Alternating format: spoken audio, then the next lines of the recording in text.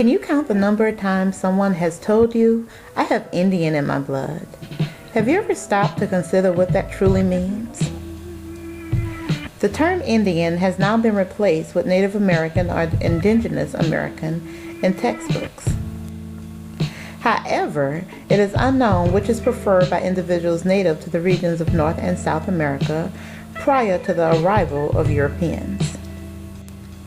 It has been taught in American elementary schools that the term Indian was used because Christopher Columbus confused the Americas for the Indies, now known as Asia, and termed the inhabitants of this new land that he wandered upon Indians.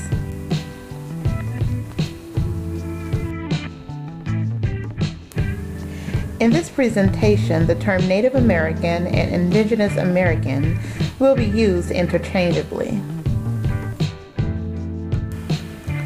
The characteristics stereotypically cited as Native American usually pertain to the texture of one's hair and skin color.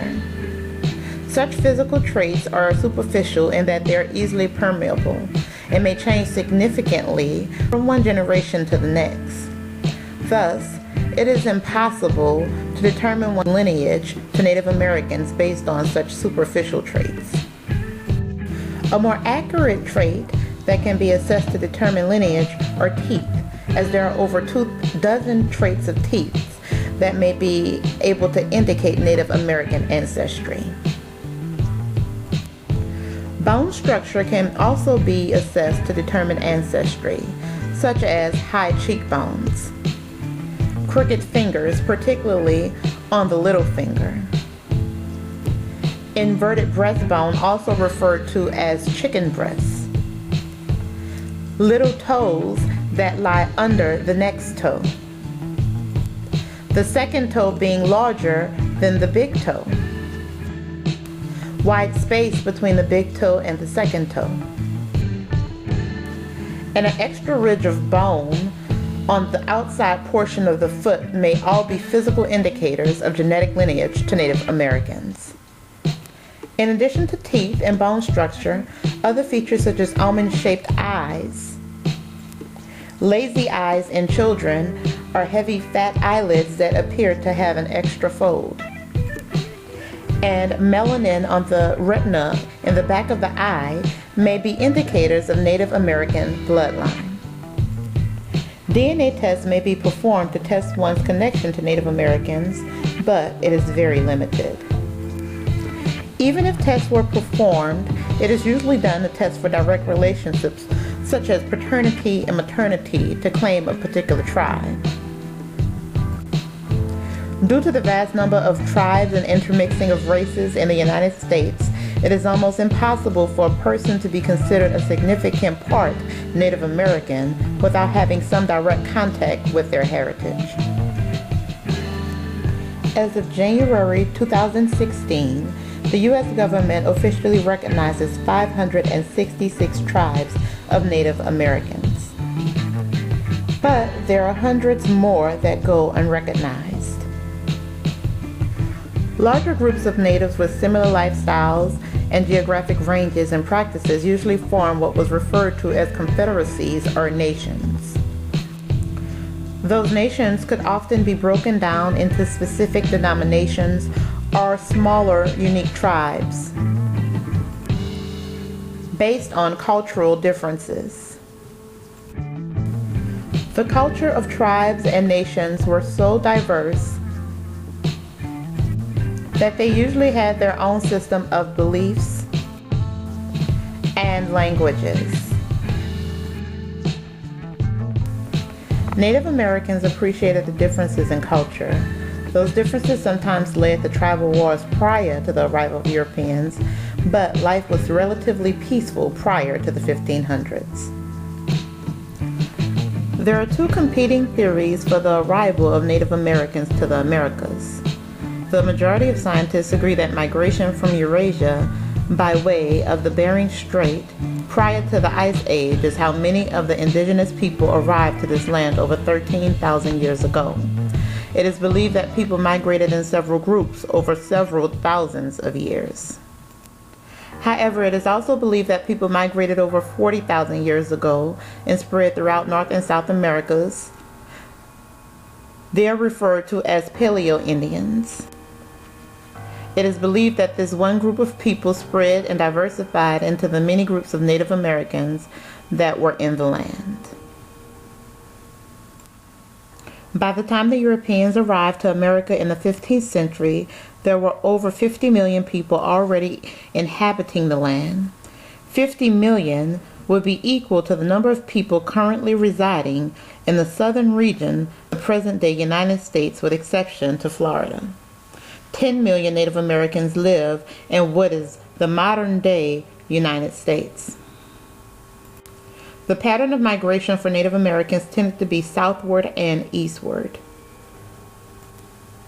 They adjusted to living conditions of new territories through resourcefulness and creativity. Many of the tribes were mindful to be conscious of their impact on the environment in which they lived. They respected nature. After the arrival of Europeans, centuries of conflicts between those indigenous to the land and the newcomers caused many Native Americans to die. 90% of deaths was a result of contact with infectious disease such as smallpox, influenza, measles, and chickenpox.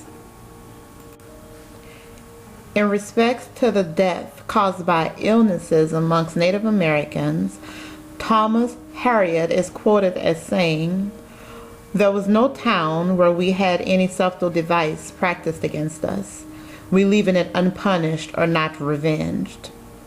But that when a few days after our departure from every such town, the people began to die very fast and in many short space.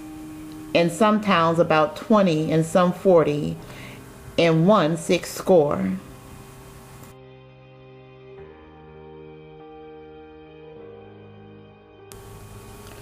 Along with sickness and disease came the expansion of trade. Native Americans began to exchange food and furs for firearms and gunpowder with the Europeans. Their focus began to shift from hunting and gathering to trade. Along with trade came other grave consequences. The trade of rum caused the new illness of alcoholism in the Native American communities. Slavery was another new form of trade that Native Americans became involved in. They began to exchange captured human beings from tribal wars and for tools and weapons from the Europeans. 1/4 of enslaved people were actually American indigenous people.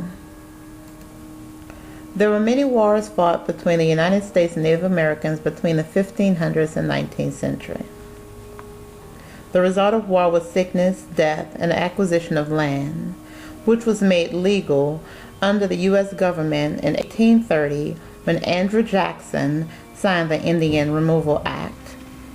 The act gave the United States government the right to forcibly remove Native Americans from their homelands, also known as Indian Territory. By the late 19th century, Native American interest shifted from militant resistance to mere survival under United States authority.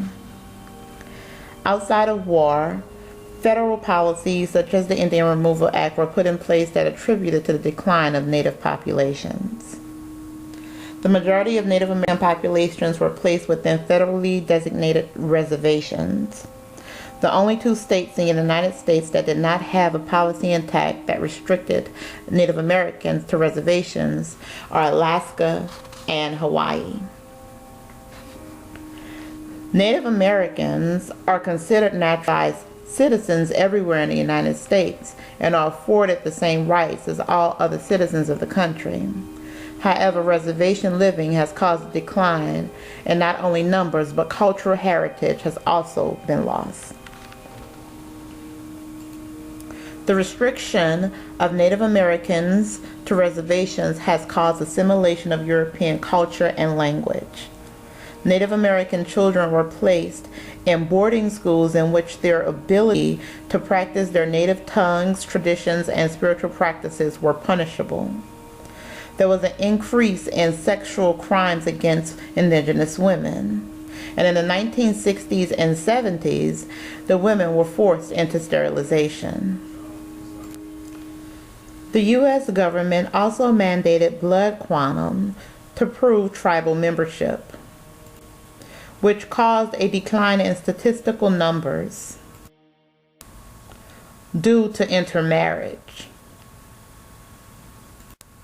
The inability to speak their own native languages caused a loss of oral history that was vital in the practice of traditions and spirituality amongst the different Native American groups. Modern-day Native Americans face an overwhelming amount of hardships, such as economic poverty, social injustices, and political adversity. Financially, there is an uneven level of success. A few of the reservations located within states that have less restricted gaming laws are able to sustain casinos to foster economic growth.